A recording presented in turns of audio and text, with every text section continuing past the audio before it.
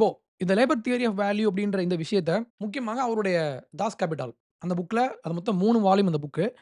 அதில first volume நீங்க எடுத்து படிச்சீங்கன்னா, அந்த முதல் வால்யூம் முழுக்கவே வந்து இந்த ஒரு விஷயத்த வந்து அவரு திருப்பி திருப்பி பேசியிருப்பாரு. கம்யூனிசம் உடைய இன்னொரு முக்கியமான விஷயம்.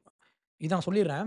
அவங்க எப்பவுமே என்ன பண்ணுவாங்கன்னா, ஒரே விஷயத்த வந்து ரிப்பீட் பண்ணுவாங்க. கம்யூனிஸ்டினுடைய வெற்றிக்கு முக்கியமான காரணம் என்னன்னா, அந்த ஸ்லோகன் ஒரு ஒரு 10 பாயிண்ட் தான் அவங்க கிட்ட இருக்கும். அந்த 10 பாயிண்ட்ட திருப்பி, திருப்பி மக்கள் கிட்ட அதையே சொல்லி, சொல்லி மக்கள் மனசுல அத ஆழமா வந்து பதிய வச்சிருப்பாங்க. ஸோ இதே வேலைய தான் இவரு மார்க்ஸும் பண்ணியிருப்பாரு. அந்த புக்க நீங்க படிச்சீங்கன்னா, பெருசு. இவ்ளோ பெருசு புக்கு. ஆனா தியரி பார்த்தீங்கன்னா, ஒரு 4 விஷயம் தான் இருக்கும். வெறும் 4 விஷயம் தான். அந்த 4 விஷயத்த ஒரு 1000 பக்கத்துக்கு எழுதியிருப்பாரு. ஸோ வால்யூம் 1ல வந்து the labour theory of value. அதாவது ஒரு வேல்யூவ யார் உருவாக்குறா? ஒவ்வொரு பொருளுக்கும் ஒரு வேல்யூ உண்டு. அந்த வேல்யூவினுடைய சோர்ஸ் யாரு? எங்கருந்து அந்த வேல்யூ அந்த பொருளுக்கு அப்ளை பண்ணப்படுது அப்படின்றத அவர் பேசியிருப்பாரு. அப்போ ஒரு பொருள் இருக்கு. அந்த பொருளினுடைய மதிப்பு எவ்வளவு அப்படின்னா, அந்த பொருளுக்குள் எவ்வளவு மணி நேரம் லேபர் செலுத்தப்பட்டிருக்கு. ஒரு பொருள பண்றதுக்கு எவ்வளவு மணி நேரத்த ஒரு லேபரர் செலவு பண்ணியிருக்காரோ, அது மட்டும் தான் அந்த பொருளினுடைய வேல்யூ. ஒரு பொருள உற்பத்தி பண்றதுக்கு 5 ஹவர்ஸ் ஆகுதுன்னா, அந்த பொருளுக்கான மதிப்பு 5 ஹவர்ஸ் தான். இன்னொரு பொருள உருவாக்குறதுக்கு 10 மணி நேரம் ஆச்சுன்னா, அந்த 10 மணி நேரம் எடுத்துக்கொண்ட பொருள், இந்த 5 மணி நேரம் எடுத்துக்கொண்ட பொருள விடவும் 2 மடங்கு அதிகமாக இருக்கணும் பிரைஸ்ல. இதுல ஃபண்டமென்டலா கார்ல் மார்க்ஸ் சொன்ன விஷயம் என்னன்னா, ஒரு பொருளுக்கான மதிப்பு என்பது அந்த லேபரர், அந்த உழைப்பாளி அதற்குள் போட்ட அந்த உழைப்பு நேரம் எவ்வளவோ, அது மட்டும் தான் அதனுடைய வேல்யூ அப்படின்னா, ஒரு பொருளுக்கான வேல்யூவ குடுக்குறது வந்து கேபிட்டலிஸ்ட் கிடையாது. அந்த உழைப்பாளி. அவருடைய லேபர் தான் அந்த பொருளுக்கான மதிப்பு. அப்போ ஒரு பொருளுக்கான மதிப்ப குடுக்குறதே அந்த லேபர் மட்டும் தான். அந்த உழைப்பாளி மட்டும் தான் அப்படின்றத கார்ல் மார்க்ஸ் உறுதியா நம்புனாரு. இது கம்ப்ளீட்லி ராங். நான் ஏன்னு சொல்றேன். நீங்க படிக்க வேண்டிய புத்தகம் கார்ல் மார்க்ஸ். எப்பவுமே நீங்க கார்ல் மார்க்ஸ படிச்சாலே, கார்ல் மார்க்ஸ்க்கு எதிரா நீங்க திரும்பிருவீங்க. ஏன்னா, அந்த அளவுக்கு ரொம்ப ஒரு ஒரு காமன் சென்ஸ்க்கு எதிரா பல விஷயங்கள் அவரு பேசியிருப்பாரு. முதல்ல லேபர் மட்டும் தான் ஒரு பொருளுக்கான வேல்யூ அப்டின்னா, அந்த லேபர் ஹவர்ஸ் தான் வேல்யூ வந்து தீர்மானிக்குது அப்டின்னா, ரா மெட்டீரியல் ஒரு பொருள உருவாக்குறதுக்கான அந்த ஃபேக்டரி சும்மா வந்துருமா? ஃபேக்டரி, அதுக்கு உள்ள போடப்பட்ட அந்த ரா மெட்டீரியல், இது எதுவுமே வேல்யூவ குடுக்காது அப்டின்னு கார்ல் மார்க்ஸ் நம்புனாரு. இத வந்து அவரு எப்படி நம்புனாரு? எத பேஸ் பண்ணி சொன்னாருன்றதுக்கு இன்னைக்கு வரைக்கும் எனக்கு விளங்கவே இல்ல. ஒரு காமன் சென்ஸ் தானே. இப்போ ஒரு பொருள வந்து நீங்க மேனுஃபேக்சர் பண்ணணும்னா, அதற்கான ரா மெட்டீரியல் வேணும். எலக்ட்ரிசிட்டி வேணும். அத உற்பத்தி பண்றதுக்கான திறன் வேணும். மூல வலிமை. மூளை வேணும்ல. இவ்வளவு இன்புட்ஸ் இருக்கு. இவ்வளோ இன்புட்ஸ் போட்டா மட்டும் தான் ஒரு அவுட்புட் வரும். இது எதையுமே கார்ல் மார்க்ஸ் கணக்குல எடுத்துக்கல. நான் திருப்பி சொல்றேன். நான் தாஸ் கேபிட்டல கவர் டூ கவர் நான் படிச்சிருக்கேன். ஒரு இடத்துல கூட அவர் ரா மெட்டீரியல் பத்தி அவர் பேசியிருக்கவே மாட்டாரு.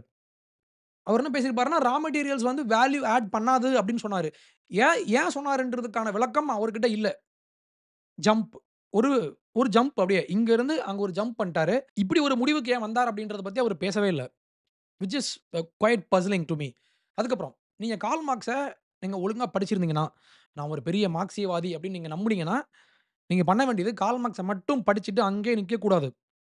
கார்ல் மார்க்ஸ் வாழ்ந்த அதே நூற்றாண்டு, அதே 19ஆம் நூற்றாண்டுல கார்ல் மார்க்ஸ் பேசிய கருத்துக்களுக்கு எதிராக, அவர் பேசின பல விஷயங்கள அத ரெஃப்யூட் பண்ணி, எவிடன்ஸோட பேசின பல படிச்ச எக்கனாமிஸ்ட் அவங்கலாம் இருந்தாங்க.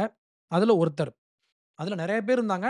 இதுல முக்கியமான ஒருத்தர் வந்து அவர தான் நம்ம இன்னைக்கு பார்க்க போறோம். இவரோட பெயர் ஒய்ஜின் பொம்பவக். இது சொல்றது கொஞ்சம் கஷ்டமா இருக்கலாம்.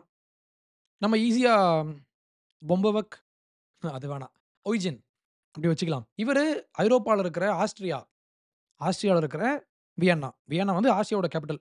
வியன்னால he was a professor in an university. ஒரு பல்கலைக்கழகத்தில அவரு பேராசிரியராக பணிபுரிந்தவர். அது மட்டும் இல்லாம, இவர் ஆஸ்ட்ரியாவினுடைய ஃபைனான்ஸ் மினிஸ்டரா வேல பார்த்திருக்காரு.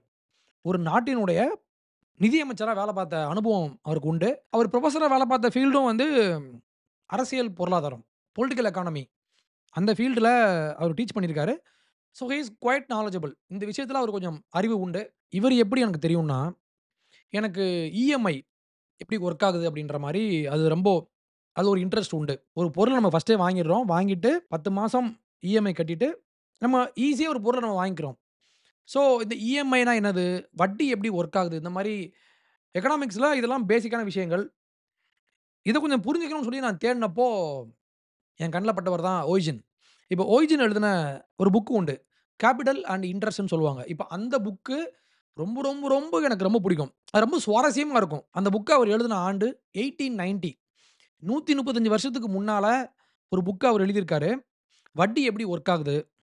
முக்கியமா மாடர்ன் இஎம்ஐ. இன்னைக்கு வந்து இஎம்ஐ இல்லாம எதுவுமே கிடையாது. பட் இவரு இஎம்ஐ அப்படின்ற மாரி அந்த கான்செப்ட்ட அப்பயே பேசியிருப்பாரு. ரொம்ப ரொம்ப சுவாரஸ்யமா இருக்கும். ரொம்ப பிராக்டிகலா நெறைய வந்து எக்ஸாம்பிள்ஸ் குடுத்திருப்பாரு. உங்களுக்கு இன்ட்ரஸ்ட் மேல இன்ட்ரஸ்ட் இருந்தா நீங்க படிக்கலாம் அந்த புக்க.